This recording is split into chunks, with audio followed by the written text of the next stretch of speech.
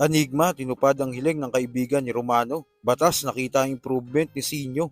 At Saito, sinabi ang dahilan bakit madalas siyang mag-freestyle sa battle. So tara.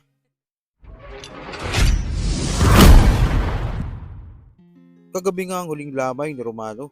At sa request nga ng isa sa mga kaibigan ni Romano, ay walang ano-ano ginawa ito ni Enigma.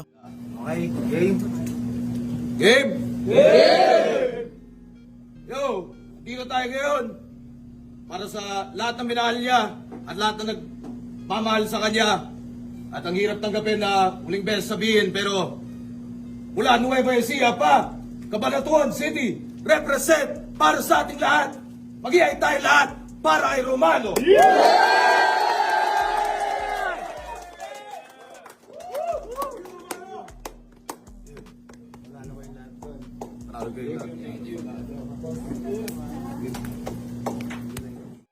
Makikita natin sa mga gantong pagkakataon ang kabutihan ng pagpapahalaga ng isang Enigma sa mga battle MC niya.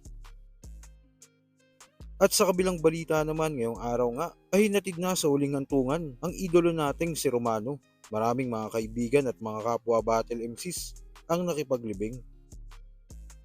Yo, dito tayo ngayon para sa lahat ng minahal niya at lahat ng nagmamahal sa kanya.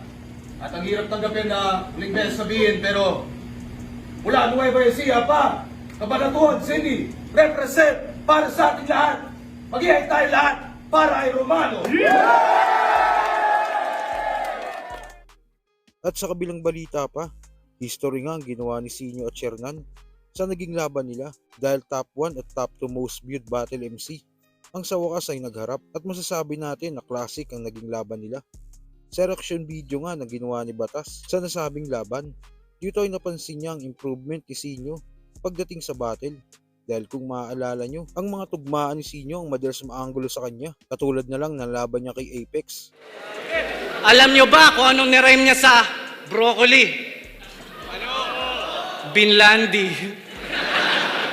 Alam nyo kung anong nirhyme niya sa confetti? Ano? Ang lupit mo naman, pre. Mag-rhyme na nga lang ng ilang syllables, di mo pa magawa. Rapper ka, hindi stand-up comedian, mag-multi ka tanga. Mga taga-sulat mo... Rapper ka, hindi stand-up comedian, mag-multi ka tanga. Mga taga-sulat mo, ang gagaling tumugma, lalo na lila sa kadaga. Mga ghostwriter mo, pinipilit hindi mag-multi para hindi halata. At yung round 2 ni Shernan. Siya daw si Batista, di ba? Kahit payat, Sinyo scam. Paano mo malalaman tong tabakong ang trip mo, Islam? Ilang taon na tayong nagpapatawa. Goods ka na ba sa ganyan technique, par?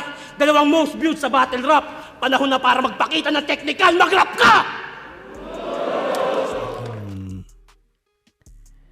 Siguro mas ginamitan na niya ng mas rhyming yung material niya. Mas rap, mas totoong rapper na yung atake niya. Kumbaga dati kasi mas parang hindi siya masyado conscious sa mga bagay na yun. Pero ngayon makikita mo na niligyan niya ng oras yun. Yung pagdating sa hindi lang basta niya, kumbaga maganda yung angles, maganda yung pagkakasulat, hindi lang yung parang basta may jokes or basta ganun. Pero ginawa niya talagang creative at rap yung ginawa niya talaga. So props doon. At sa huling balita, isa nga sa aligan ng flip top ay si Saito. Malakas na battle MC si Saito sa pagsisimula niya bilang battle MC. Pero habang tumatagal, ay madalas siyang makalimot at mag-freestyle. Paraya ang lahat, pero sana itong laban na to ay magsilbing tanda at malaman mo ang pagitan ng mabigat sa burat. Sa interview nga niya sa Boss JJ Podcast, dito sinabi niya ang dahilan kung bakit madalas siyang mag-freestyle sa battle. Kasi kung pagka trip ko talaga yung makakalaban, susulatan kita, pero pag alam kong pag alam mong, pag gustong-gusto mo yung kalaban mo. Kumakain ako pag masusustansya talaga. Ah. Pag alam ko may lasa, pero pag alam kong manis, mga sino ba yung mga tinalo ko? Mga lasa yung kahit pa paano. Flick G. Yan, si Abra. Abra. Tapos napaka-classic nung laban nyo ni ni Smaglas. Smaglas.